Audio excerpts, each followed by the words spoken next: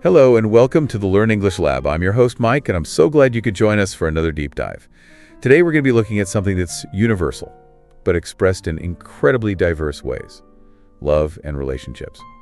And to help us navigate this fascinating linguistic landscape, we have the brilliant Sarah joining us today. Thanks for having me, Mike. Sarah, welcome to the show. It's great to be here. You know, I was thinking about it earlier when I was prepping for this deep dive, and it really struck me just how many unique phrases and idioms English has for this topic. Yeah, it's amazing, isn't it? It really is remarkable. It's like we needed a whole secret code just to express the various stages and shades of love. I mean, we have everything from puppy love to describe those first innocent crushes all the way to growing old together, which kind of evokes, a lifetime of commitment. Yeah, it really speaks volumes about how significant love and relationships are in English-speaking cultures. Absolutely. It's not just about the sheer number of phrases, but it's also the distinct ways we use language, depending on the situation. Yeah. For instance, you wouldn't use the same language talking to your best friend about a crush as you would with your grandmother. Oh, absolutely. That's so true. Right? And that's something that English learners really need to be aware of. There's a big difference between saying, I fancy you and I'm deeply in love with you. Getting those two mixed up could lead to some awkward moments. Oh, yeah, definitely. Understanding the nuances of formality and informality is really crucial. Think of it like a dress code for your language. Okay. Platonic, for example, is a more formal term to describe a friendship without romantic feelings. Right. Whereas, having a thing for someone is much more casual and playful. Yeah, you wouldn't use platonic in a casual conversation. It would sound way too stiff. Exactly. And on that note, it's interesting how we have expressions for both the idealization of love and the more realistic, sometimes messy side of relationships. Yeah. We dream of love at first sight and finding our soulmates. But we also have terms like breakup and infidelity. Right. For when things don't go as planned. It's like we're acknowledging that love isn't always a fairy tale. Right? And this is where it gets really interesting. Some of the expressions that we use, especially for heartbreak, use surprisingly intense, even violent imagery. Oh, really? We talk about falling head over heels, which sounds kind of dangerous, or being dumped as if you've been discarded like trash. Yeah, dumping someone must sound harsh, doesn't it? It It does. sounds like you're literally throwing them away. Exactly. It makes you wonder why we use such forceful language when we're talking about something as tender as love. Perhaps it reflects how powerful those emotions can be. The highs are exhilarating, but the lows can feel devastating, almost like a physical blow. It's true. Heartbreak can feel physically painful, can it? It can. And it's not just about breakups either. We have phrases like driving someone crazy with desire, which evokes a sense of losing control, almost like a force of nature. But of course, it's not all doom and gloom. We all have tons of endearing expressions that capture the sweeter side of love. Oh, absolutely.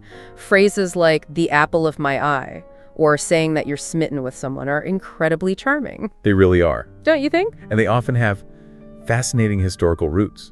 Like the apple of my eye dates back centuries. It originally referred to the pupil, which was seen as essential for sight and therefore extremely precious.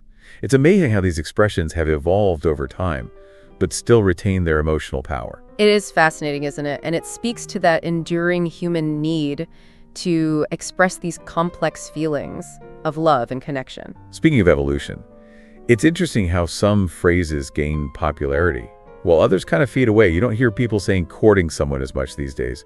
It feels almost old-fashioned. You're right. Going on a date or hanging out are much more common now. It makes you realize how language is constantly adapting to reflect the changing dynamics of relationships. Exactly. And this leads us to another crucial element of love and relationship vocabulary: phrasal verbs. Oh, yes. We ask someone out, we go out on dates, we break up when things don't work out, and hopefully we settle down with someone special. Phrasal verbs are essential for navigating the ups and downs of relationships in English. I think so. Wouldn't you say? Yeah. But I know they can be a bit tricky for learners because they often have multiple meanings and can change depending on the context. Absolutely. Take the phrasal verb go out, for example. Okay. It can mean simply leaving your house, I'm going out for a walk, or it can refer to dating someone. We've been going out for 6 months. The context is key. Yeah, it is indeed. And that's why it's so important to pay attention to how native speakers use these phrasal verbs in different situations. It's like learning the secret handshake of fluency. I love that analogy. It's all about getting comfortable with the nuances and the idioms that make English so expressive. But, beyond just fluency, I think learning these phrases kind of offers a window into the English-speaking world's attitudes towards love and relationships. That's a great point. It's not just about understanding the words themselves, but also the cultural values and beliefs they reflect. Yes. Like the phrase making things official might have different connotations depending on the culture and how relationships are typically viewed. Exactly. It's about understanding the unspoken rules and expectations that shape how people interact in different cultures. And speaking of unspoken rules, I've always been fascinated by how we use the verb to see when talking about dating. Oh, yeah. Like, I'm seeing someone. It's so understated, isn't it? It is, and it's a great example of how English can be quite subtle when it comes to matters of the heart. Seeing someone implies a romantic connection without explicitly stating it. It leaves room for interpretation, which can be very intentional in the early stages of a relationship. It's like testing the waters, before diving headfirst into a full-blown relationship. And on that note, some of our expressions for love are so poetic and evocative. They are. The light of my life, for instance. It's just beautiful, isn't it? It is. It paints such a vivid picture of someone who brings joy and radiance into your world. And it highlights how we often use metaphors from the natural world to describe love. My heart is aflame. You set my soul on fire.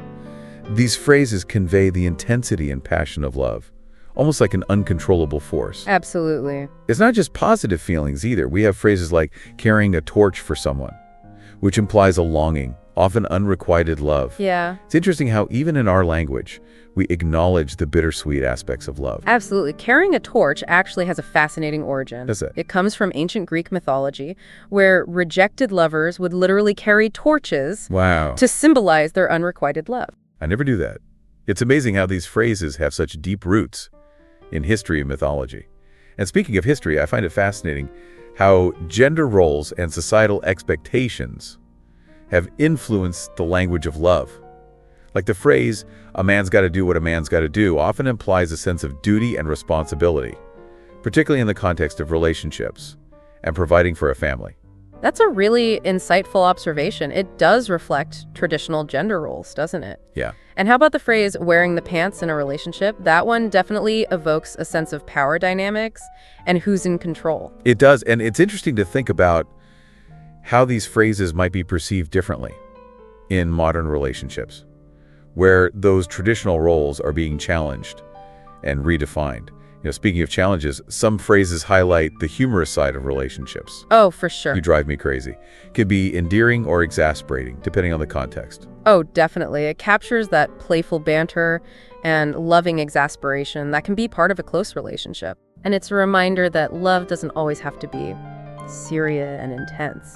There's room for laughter and lightheartedness, too. Absolutely. We need those moments of levity to balance out the more intense emotions that come with love and relationships. And it's also important to remember that language is always evolving. It is. New phrases and slang terms emerge all the time, especially among younger generations. That's right. And that's what keeps language so vibrant and dynamic. It's constantly adapting to reflect the changing ways we experience and talk about love. Think about terms like ghosting or benching, which describe very specific dating behaviors that have become more prevalent with the rise of social media and online dating. Those are perfect examples. And it shows how technology and social trends have a direct impact on the way we communicate about relationships. It's like language is a living organism, constantly growing and changing. It is. And for English learners, keeping up with these changes could be part of the fun. It's like you're always unlocking new levels of understanding. I couldn't agree more. And I think the key is to just embrace this playful, ever-evolving aspect of language. Don't be afraid to experiment with new phrases and idioms. Even if you make a mistake, it's all part of the learning process. Right.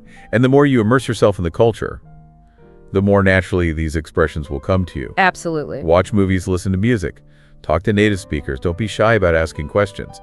It's all about absorbing the language in its natural habitat. That's excellent advice. And remember, learning a language is a journey, not a destination. So be patient with yourself and enjoy the process. Who knows? You might even find that your newfound language skills lead to some unexpected connections and experiences along the way. Well said. And that brings us to the end of our deep dive into the language of love and relationships in English.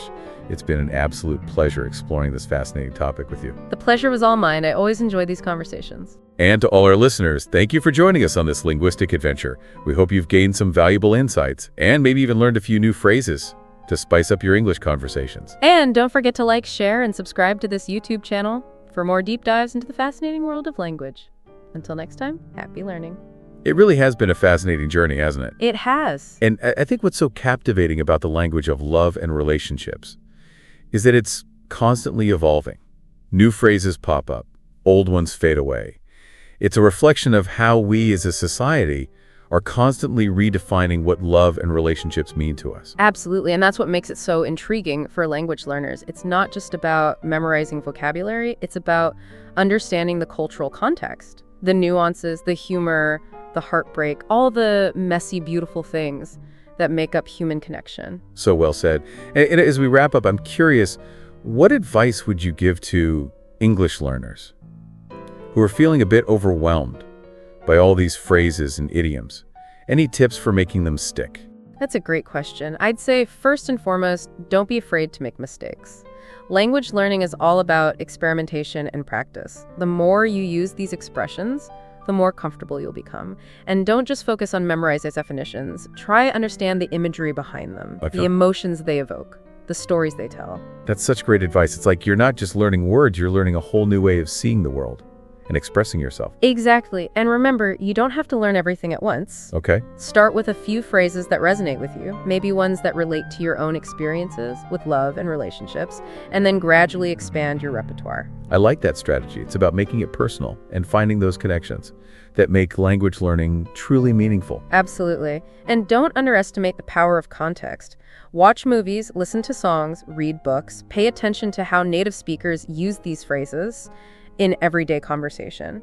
The more you immerse yourself in the language, the more naturally it will start to flow. Such valuable advice. It's about surrounding yourself with the language and letting it seep into your subconscious. Yeah. You know, as we wrap up, I'm struck by something you said earlier about how language reflects cultural values. And I think that's a really important point for English learners to keep in mind. The way we talk about love and relationships reveals a lot about our beliefs and expectations, doesn't it? It certainly does, and it can vary significantly across cultures. So while learning these phrases is essential for fluency, it's equally important to be mindful of the cultural context and to avoid making assumptions or generalizations. That's a crucial point. It's about respecting the cultural differences and understanding that language is not always a one-to-one translation of meaning. Exactly. It's about appreciating the diversity of perspectives and the richness that different cultures bring to the language of love.